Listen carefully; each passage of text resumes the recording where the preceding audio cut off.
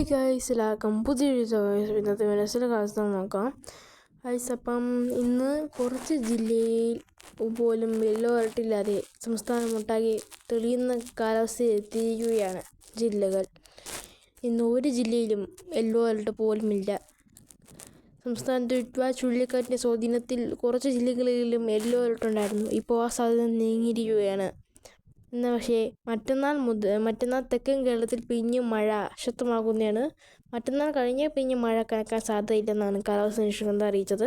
മറ്റന്നാൾ തിരുവനന്തപുരം, കൊല്ലം, പത്തനംതിട്ട, ഇടുക്കി ജില്ലകളിലാണ് ഈ അലർട്ട്. ഈ മഴ കനക്കാൻ മറ്റന്നാൾ സാധ്യതയുള്ളത് വടക്കിഴക്കൻ കാറ്റ് ശക്തിപ്പെട്ടതാണ് യെല്ലോ അലർട്ട് വരാൻ ചാൻസ് എത്തിയത്.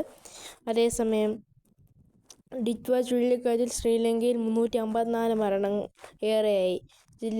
ഈ സ്ഥലത്ത് ഡിറ്റ്വ ചുഴലിക്കാറ്റാക്കുന്നതോടുകൂടി മഴയിലും കുറവ് വന്നിട്ടുണ്ട്. ഇപ്പോൾ തമിഴ്നാട് ചെന്നൈയിൽ 7 മണിക്കൂറായി കനത്ത മഴ റിപ്പോർട്ട് ചെയ്യുന്നു.